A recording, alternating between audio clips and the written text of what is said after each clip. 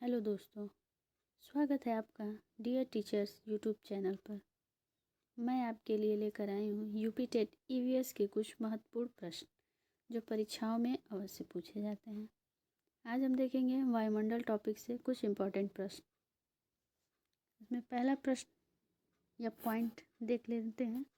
वायुमंडल में सबसे अधिक कौन सी गैस पाई जाती है?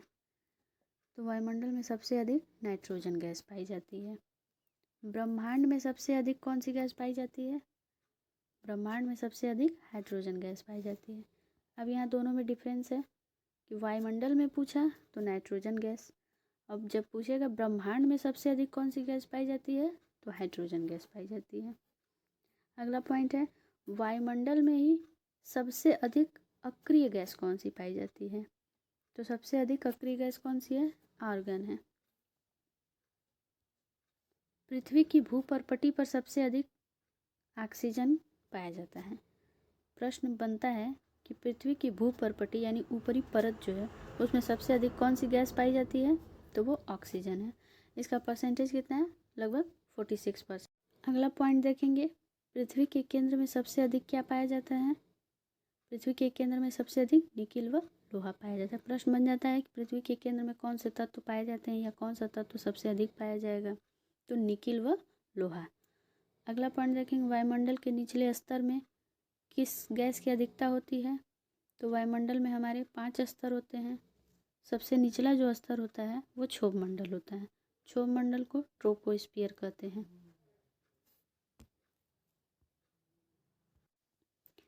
बीस किलोमीटर तक कार्बन डाइऑक्साइड की अधिकता रहती है। अब वायुमंडल में ही जब हम और ऊंचाई पे 100 किलोमीटर तक जाएंगे तो वहाँ ऑक्सीजन और नाइट्रोजन की अधिकता रहेगी।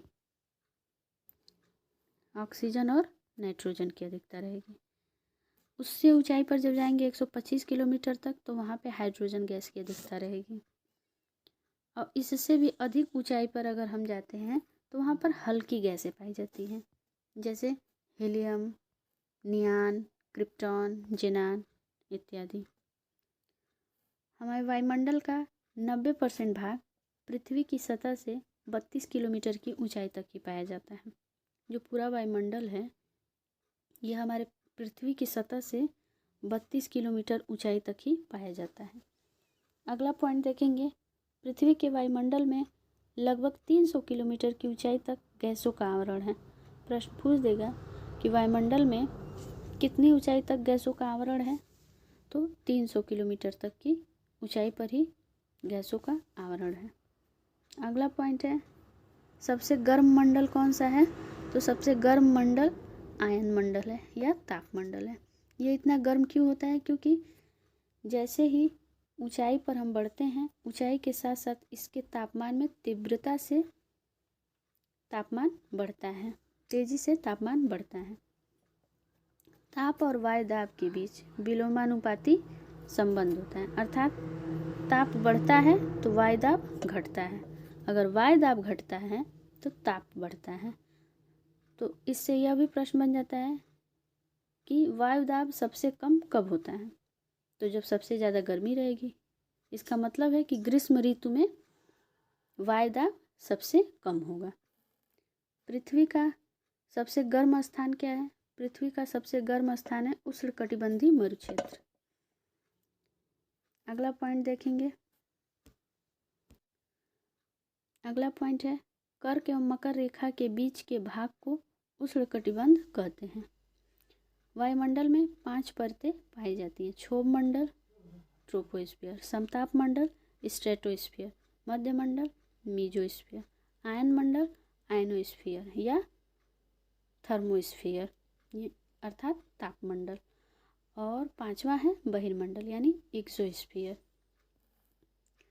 अब हम देखेंगे अगला पॉइंट कि मौसम संबंधी घटनाएं कहाँ होती हैं। प्रश्न बन जाता है कि मौसम संबंधी घटनाएं जैसे कि आंधी, तूफान, बारिश, ये सभी घटनाएं कहाँ घटित होती हैं, किस मंडल में? तो यह क्षोभ मंडल में घटित होती हैं। क्षोभ मंडल में ही जो हमारी जेट धाराएं चलती हैं वो भी बहती हैं उसी में। विकिरण, संचालन, संवहन, ये सब क्षोभ मंडल से संबंधित हैं। क्षोभ मंडल में 165 मीटर की ऊंचाई पर जब क्षोभ मंडल से हम 165 मीटर की ऊंचाई पे जो होता है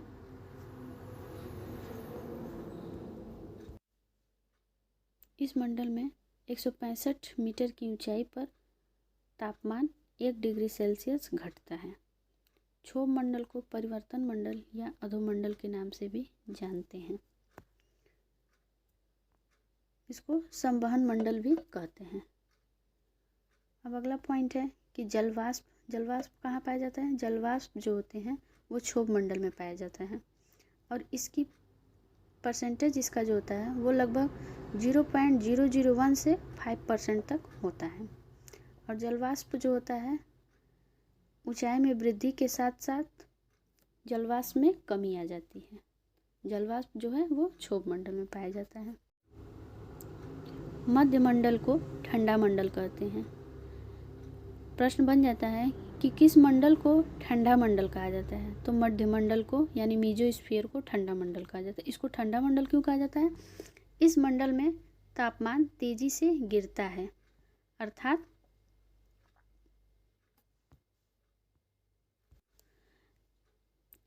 इस मंडल में तापमान तेजी से गिरता है अर्थात तापमान में कमी आती है, इसलिए यह मंडल ठंडा हो जाता है।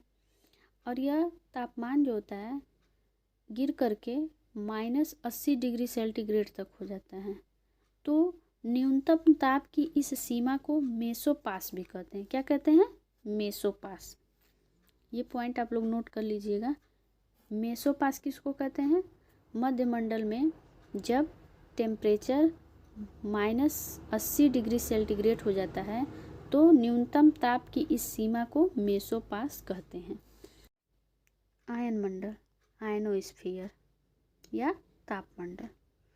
आयन मंडल को तापमंडल भी कहते हैं क्योंकि ऊंचाई के साथ तापमान तीव्रता से बढ़ता है। आयन मंडल में रेडियो तरंगों का विक्षेपण होता है। प्रश्न बन जाएगा कि रेडियो तरंगों का विक्षेपण किस मंडल में होता है? तो आयन मंडल में होता है। अगला पॉइंट देखेंगे कि बेतार संचार पृथ्वी की सतह की ओर आयन मंडल से परावर्तित होती है। यह होता है बेतार संचार जो होता है वो पृथ्वी की सतह की ओर कहाँ से आता है? वो आयन मंडल से आता है। आयन मंडल में 4 परतें होती हैं। कौन कौन सी हैं? उनके नाम क्या हैं? D, E, F, G। इसमें बस यही चीज़ पूछता है कि आयन मंडल में कितनी परतें होती हैं, तो 4 परतें होती हैं। ये पॉइंट याद रखिएगा। Thank you for watching. अच्छा लगे तो लाइक, शेयर एंड सब्सक्राइब। फिर मिलते हैं कुछ महत्वपूर्ण प्रश्नों के साथ अगले सेशन में। तब तक के लिए धन्यवाद।